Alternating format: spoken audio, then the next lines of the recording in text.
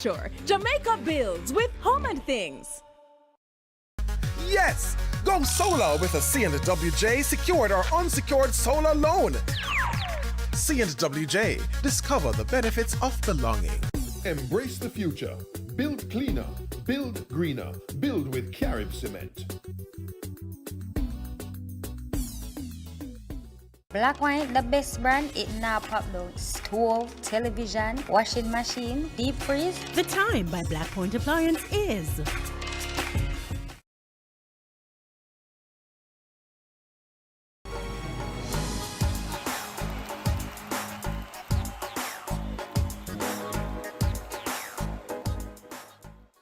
The following program is suitable for viewing by children under the supervision of adults. Parental discretion is advised.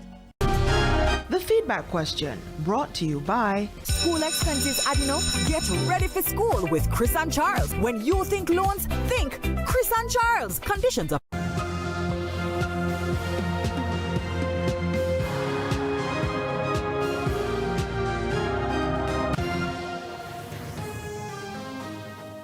In primetime news this evening, not enough. Teachers reject the government's latest wage offer. CSEC students record improvements in key subject areas. And the economy remains weak as the Melissa effects continue to persist. Good evening and welcome to Primetime News. A very special welcome to our viewers on TVJ International in the Cayman Islands and online at onespotmedia.com. I'm Anthony Logue. And I am Andrea Chisholm. Coming up, we have the business news focusing on the latest coming out of the Planning Institute of Jamaica. And Spencer Darlington is here to give us a preview of what's coming up in sports. Thank you, Anthony. Jamaica makes a winning start at the Pan American Men's Lacrosse Championship. We'll give you more details in Primetime Sports later. I love the sound of that. I saw the match. Yes. There's also sports commentary and weather in this newscast, but before the break, the feedback question. This evening, we're asking, what do you make of the teachers' decision to reject the government's latest wage offer? You can share comments online at facebook.com/televisionjamaica and post on X at TVJ News Center. Stay with us. Primetime News continues right after this break.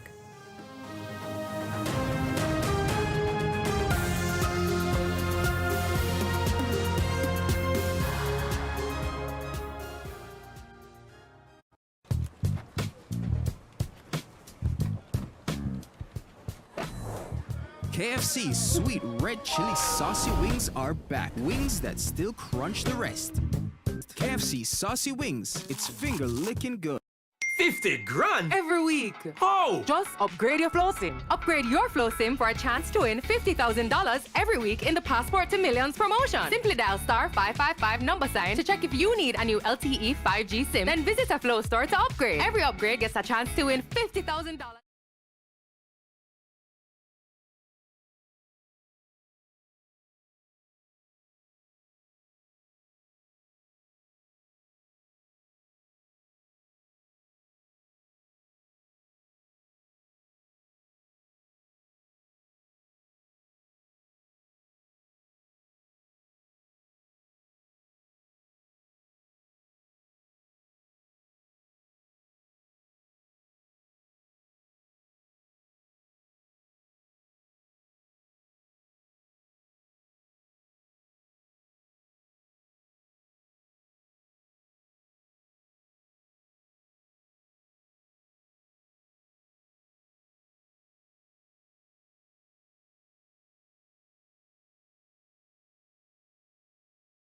As you're thinking chicken, get the summer bucket for $4,700. KFC.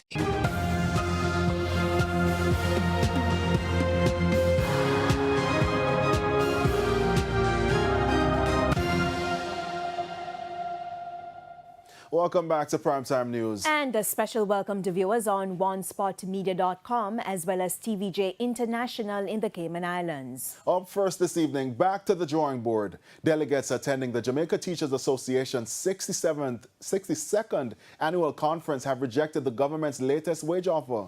Of the 213 votes cast, 4 were rejected. 54 voted to accept, while 155 voted to reject. Ramarda Lyons reports. We find monies to do many other things in this nation, Where does our priority truly lie?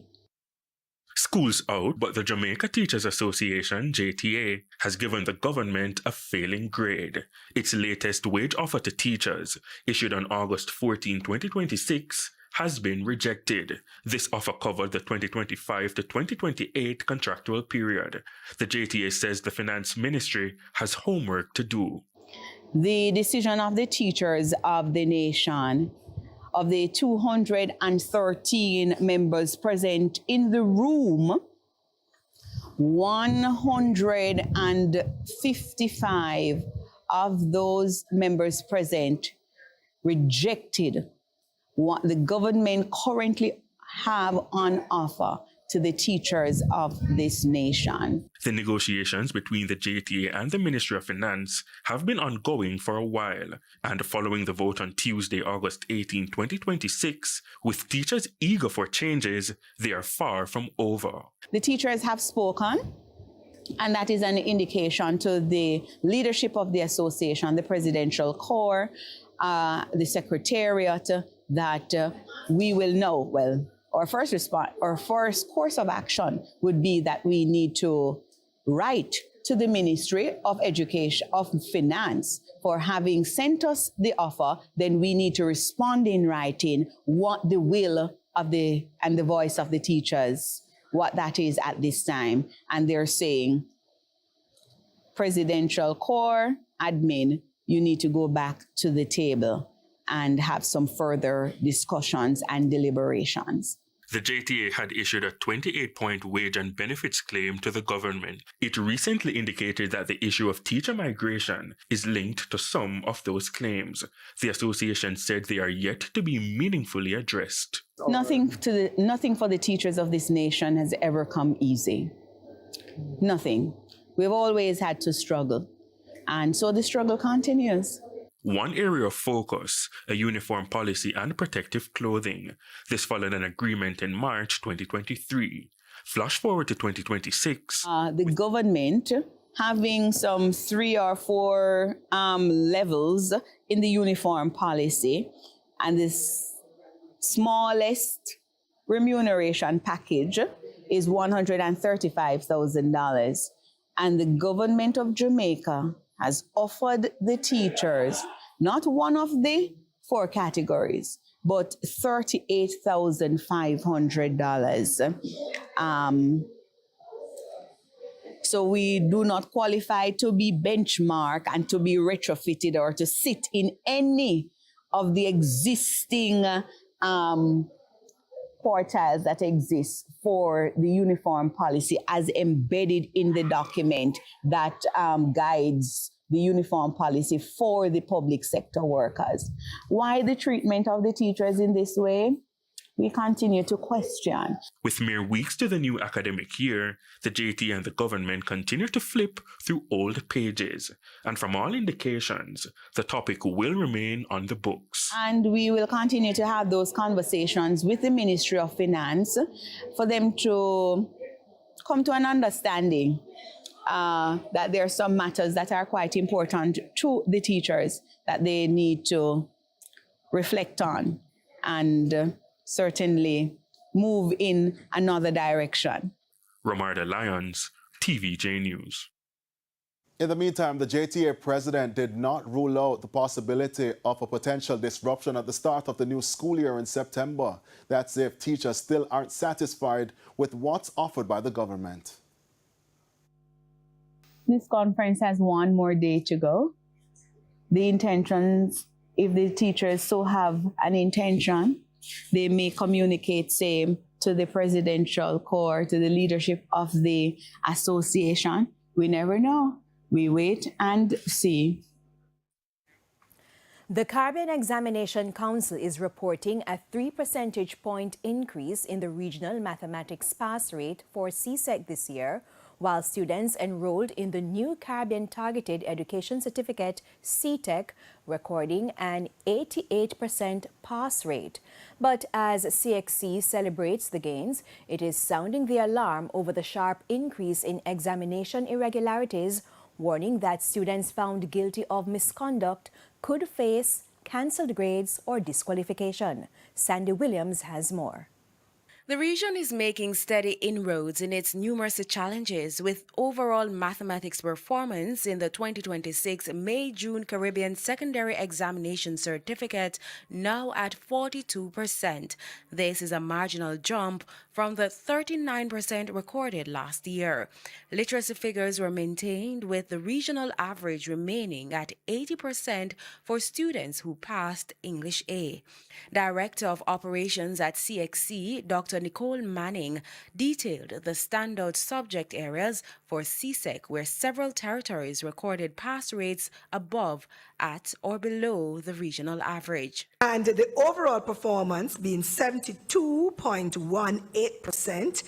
Now, for CSEC information technology, as you note, similar to what we had in Cape, was the top performing subject for us. So the regional percentage being 83%. For principles of business, the regional percentage is 81%. And English A, the regional percentage looking good, 80% regional percentage.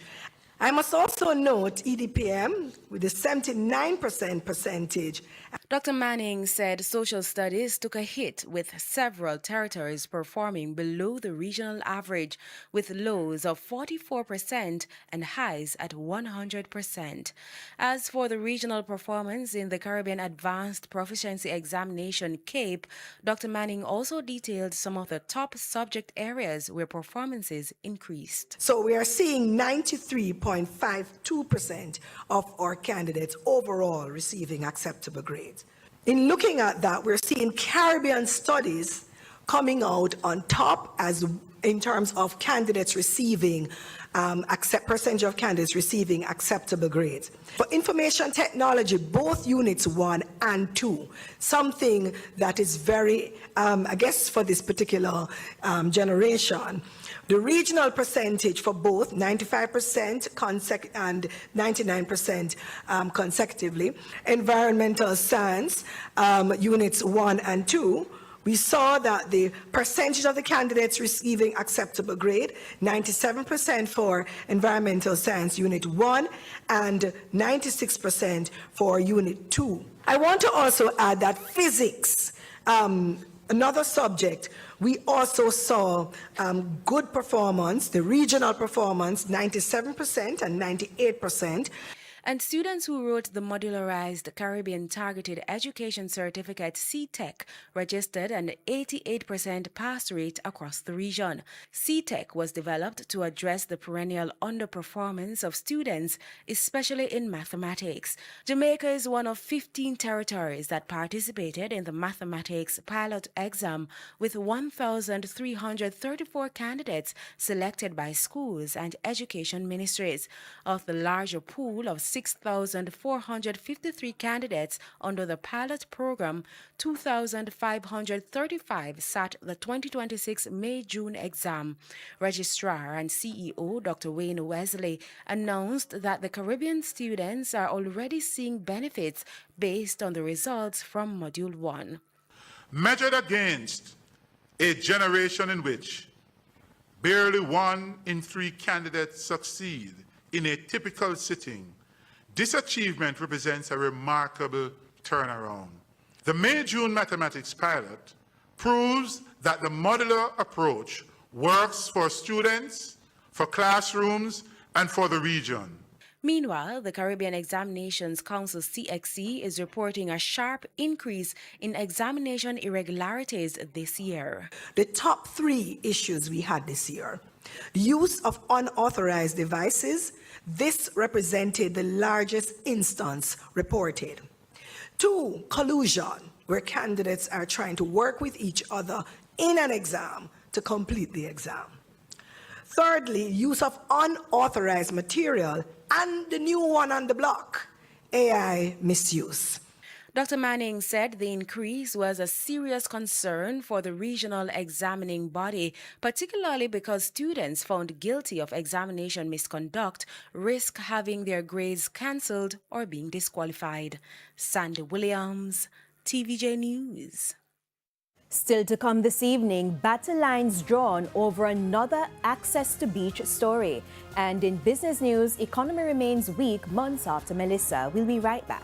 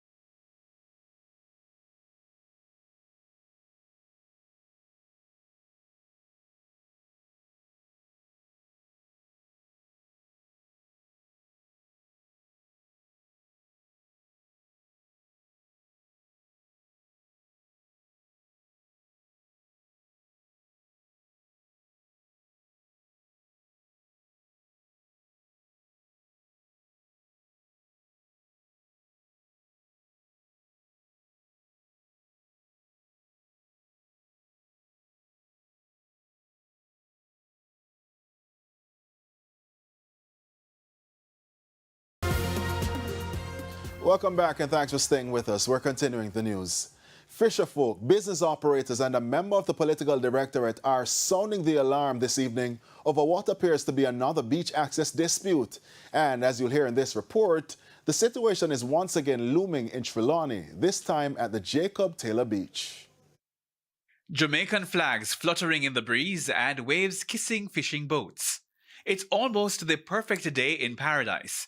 But it isn't. These men marching militantly towards a notice signals something is troubling them, and they are convinced it's another attempted beach grab. This is craziness that is going on in our country. Our country is for the people. And I've been here and I've seen tourists who came back to this country like 10 times. And I said to the visitor, why did you keep on coming back to Jamaica? And they said to me, it's because of the people. It's because of the people.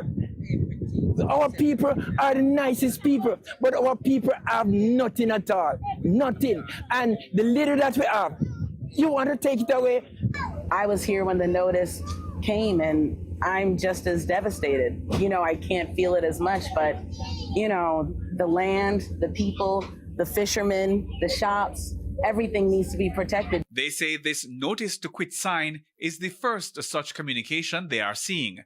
They do not know who are the interested parties, but they are sure they need intervention from the highest levels in the country to stop this before it goes any further. Mr. Andrew Ornis, I'm saying to you, please come and talk to us because we are people. We are flesh and blood just like you. The fishermen, small restaurant and shop operators say generations of their families have depended on this beach. Therefore, if any sale is being considered, they must be at the forefront. My mom died 20 years, so my mom used to do business here a long time ago. So me come and take over and I run business same way for the family and everybody, you know. Yeah, and we there, so and for the longest while I'm here, I never see anyone else come in like from the government to help us, right? So I have my place here. You think that we should be the first person to get the first preference to get the property is selling, you see me? So we don't understand how you go sell the property behind person that was on the property for years. This issue comes hot on the heels of another land dispute just a few minutes away in Cooper's Pen. And PNP constituency chairman for Northern Trelawny, Dennis Meadows, is convinced this is no coincidence. This is not unrelated to what happened down the road from here at Cooper's Pen. In my view, this is another exercise of private interest acquiring prime property like Jacob Taylor Beach. Many of you have been here in excess of 50 years. You have made your lives here. You have cleared the land. This was, as somebody said earlier, was woodland. And you all, by your own sweat and blood, you came here and you cleared the land, which now make it attractive for private interests. And we're saying we're not working with that. And furthermore, if you notice, if you look at the notices, it is not dated and it's not signed appropriately, which raise the question of the legitimacy of these notices. Something tells me somebody's trying or testing the waters. Is convinced this is no coincidence. Hal Shane Burke, TVJ News. The JCF's Agricultural Protection Branch is probing a serious meat for gun trade in St. Catherine that's causing headaches for cattle farmers. In one community alone, 17 cattle have been stolen and slaughtered since the start of the year. It's believed the criminals are operating with syndicates in countries like Haiti. Kalisha Williams has that story. Clear skies in Colbeck, St. Catherine, but vultures signaling that something dark and sinister has happened in the farming community. As they cut down the fence and bring her across the gully, bring her up and slaughter her on the kitchen out here. This farmer, Delbert Clark, explaining how he believed predial thieves entered his farm and slaughtered 2 of his cattle Sunday night. The remaining carcasses are what the vultures are feasting on. A heartbreak for farmers who say they've lost millions. When the mother cow giving suck, they can leave the calf, a 5-month-old calf, and leave. Another farmer, Paul McCullough, also lost 2 of his cows the same night in the same area. Night, me hear cow say, that I'm a big bull in it. Like I say, I'm a sit down. Oh, bull. I'm say, black swap. I'm kind of way treat them like I'm a girl picking and I'm a boy picking them. So me say, black swap. And hear him say nothing more again. But by daylight Monday morning, the tragedy was revealed. He told our news team the animals were 2 of his healthiest on the farm, valued at over $1 million. You're red and big and broad, so and Miss Nicey, that I next one, I say, I love her go. When I come, I don't see them. The farmers have been playing a cat-and-mouse game with thieves since the start of the year. In fact, they told us 17 animals have been slaughtered by criminals since January, valuing at $6 million. While the police have been constantly patrolling the area, the farmers are losing hope. There was a metal gate. If you look down there, you see a metal gate. Because a man meet accident, running car in there, mash up it. Police take him where carrying away. And up till now, I don't get a 6 francs out of it to fix back. However, head of the Agricultural Protection Branch, SSP Oral Pasco, told our news team that several strategies have been employed by the police to combat predial larceny in the community since the start of the year. And he believes a major criminal operation is driving the axe in the community. Based on intelligence gathered, suggests that some of these incidents may be linked to an illicit meat for gun trade, whereby stolen livestock is slaughtered in exchange for illegal firearms and ammunition in neighboring countries, and in particular Haiti. The remaining 8 animals valued at approximately 1.6 million Jamaican dollars were recovered by the JCF APB members, Area 5 members, working with the local stations in partnership with the local farmers. And of course, these would have been returned to their rightful owners. No arrest has been made for larceny of cattle in the Colbeck area, but the police say they're following several leads. Kalisha Williams, TVJ News. In the meantime, the police are reminding farmers that there is currently an amnesty on the movement of untagged animals for slaughter only. SSP Pasco said farmers can make use of the amnesty to cover some of their expenses. He added that the system is so designed to root out criminals and to safeguard the island's meat supply. However, the requirement is that they must show proof of ownership, and in particular, if it's purchased, they must provide the RADA receipt with certain details and description of the animals on it. And of course, the officers will do a trace, and once everything is clear, you will be allowed to proceed. So this is an initiative by the Ministry of Agriculture, Fisheries and Mining in collaboration with the GCF. Justice Minister Delroy Chuck says several new courts will be built in the coming years. He gave the update at the Judiciary Strategic Retreat. Cabinet has agreed to build 4 new courts, 2 of which are absolutely needed right away. That is in Westmoreland and St. Elizabeth, and also in Trelawny and St. Anne. So 4 new courts will be built within the next 2 years, I hope, on the Nara.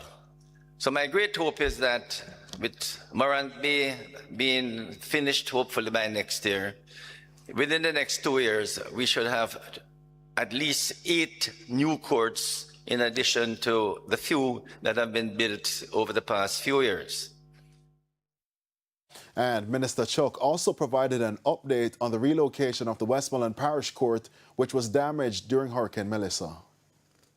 I'm happy to report that in Westmoreland, the parish court has been severely damaged. We have now entered into a contract to rent what would have been a plaza that the Westmoreland court will be moved over.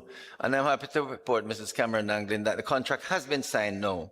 And the keys, if you have not yet received it, it will be passed on to you certainly early this week. And coming up in this newscast, whistleblower says Meta underreported teen exposure by 100 times. We'll be right back.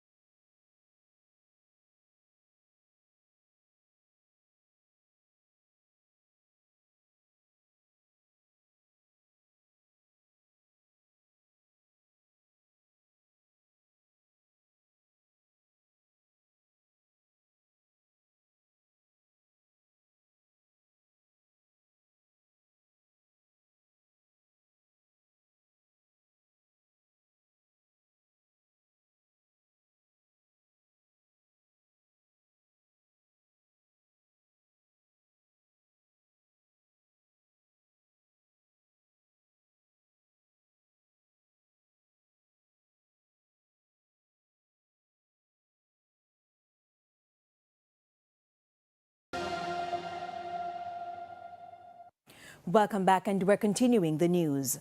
Residents in a section of Edgewater in Portmore St. Catherine are calling for the authorities to urgently address a broken drain, which they say is putting motorists and pedestrians at risk. Our news team visited the community on Monday, where residents shared the challenges they've been facing. This visitor from the United States said his son was injured. Yesterday, my son wanted to take the trip to us.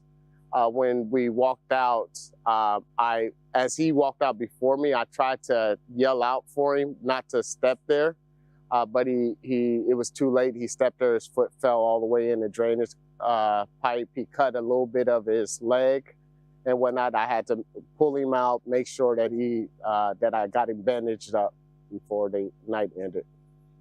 Two persons come to my neighbor and didn't know that the drain rotten. And when them step, I right in them step. Me personally, take picture, send to the councillor, and him say he would get them fixed. Until now, nothing. A temporary measure has been put in place, but they contend a permanent fix is needed. We try to take it upon ourselves to cover it now and whatnot, but I don't feel like that should be our job. That should be the parish's job or whatnot to fix hazard areas like this. A warning this evening from the police for travelers to be especially cautious in transporting items for others as they may be carrying drugs unaware. The Area 3 Firearms and Narcotics Investigation Division, FNID, shared some new and emerging trends in drug trafficking with the Manchester residents. Krista Campbell has our story. What does a Bible, floor mat, and yam have in common? Well, in these police officers' hands, compressed ganja, hidden in the most unexpected places. This was placed among genuine natural Jamaica yellow yam. This is made from fiberglass material, and on the inside is compressed ganja. And so it was placed in boxes marked products of Jamaica, and these were shipped out of the island of Jamaica through our ports. The items are placed on exhibition as part of the Firearms and Narcotics Investigation Division FNID's public education campaign, this time in Manchester. Bible pages were cut out and package of compressed ganja was placed inside of it, and it forms part again of a shipment. This is a mat, Jamaican house mat, floor mat, and the wicker material was used to wrap the ganja itself. And still, according to Detective Corporal Dwight Morgan, he's seen even more alarming ways people are smuggling drugs. The cocaine being liquefied and soaked into jeans, dried, and then moved from one country to the next. Jeans pants, jeans suit. We have seen the ganja being woven into here. And I think one of the most alarming ones I've seen is where a gentleman coming from Colombia to the United States slit his ties, put a package of cocaine in it, and get a doctor to stitch it, and then bandage it. He notes the liquefied drug is also being put into sorrel, cake, wine, and canned items like cheese, callaloo, and ackee. It's why he's warning travelers to be extra careful not to be too quick to transport items from people, as they could be smuggling drugs unknowingly. A warning, too, about what the detective corporal describes as a disturbing trend. Because of the decriminalization in recent times, 2015, you find the legitimate people who are not supposed to be selling the ganja but using it for sacramental purposes. They are selling the ganja to folks who are selling it on the street. It's a disturbing trend. And people will go to these areas, buy the drugs, and selling it back into society. Now he notes that as criminals get more creative, the police continue to make arrests, including a recent multi-million-dollar drug bust at the Kingston Freeport terminal. That investigation is ongoing. Krista Campbell, TVJ News. To a TVJ News update now. A second person has died from yesterday's two-vehicle crash on the Brackermain Road in Trelawny. The deceased have been identified as 25-year-old Alicia Dormer of Westgate Hills, Montego Bay, and 25-year-old O'Neill Henry of Catherine Hall, Montego Bay, St. James. Ms. Dormer died while being treated in hospital, while Mr. Henry died at the scene. The reports indicate that at about 4:50 in the afternoon, Mr. Henry was driving a Suzuki Grand Vitara towards Falmouth with Ms. Dormer as a passenger. On reaching a section of the road, Mr. Henry lost control of the vehicle and collided with a Freightliner truck that was traveling in the opposite direction. There is no indication that anyone from the truck was injured. And it's time now for responses from our friends on Facebook and X to this question. What do you make of the teachers' decision to reject the government's latest wage offer? Our first response comes from O'Shane, who says the cost of living is growing significantly, but salaries and wages seem to lack growth hormone. On the other hand, there needs to be a balance between pay raises and the economic issues in order to not have any hiccups. We have another comment from Carol, who says unrealistic and not based on financial reality. Do we have another one?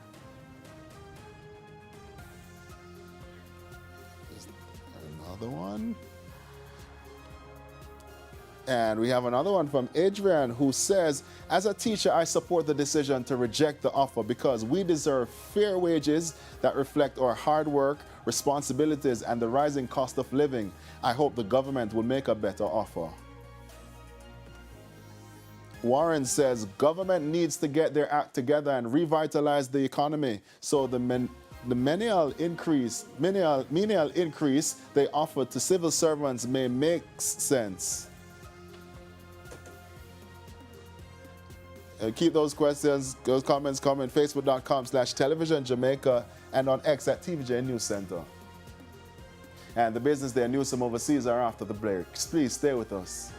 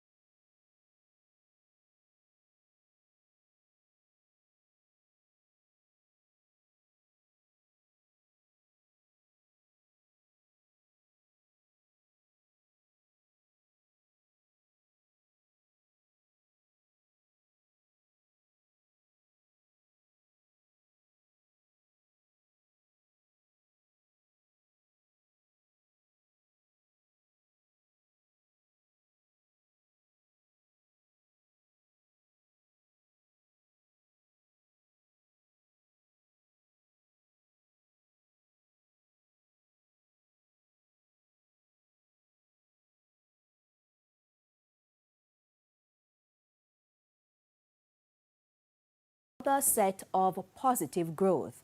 This after the economy contracted by 2.9% for the second quarter of the year. As you'll hear in this report, pre-Melissa growth will not be achievable until April to June of 2027.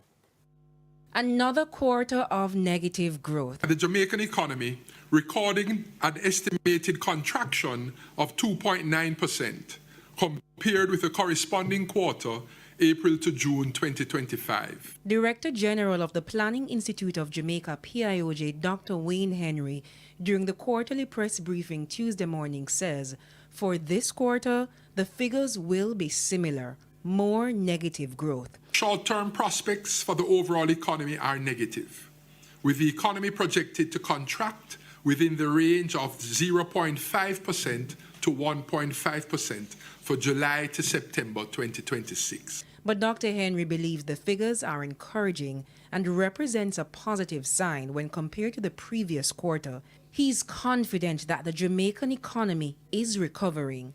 As for how soon the country will record actual positive growth, as the economic recovery intensifies, the expectation is that for each subsequent quarter, the rate of contraction will be progressively smaller, ultimately returning to growth during the October to December 2026 quarter.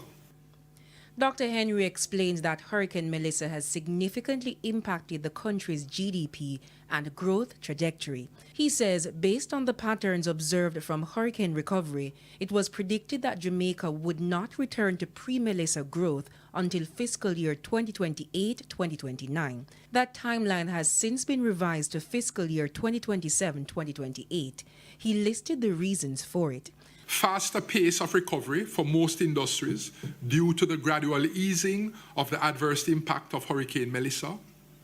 2, full operationalization of the National Reconstruction and Resilience Authority, NARA, by the latter half of the fiscal year, which is expected to drive reconstruction efforts and further stimulate construction activity.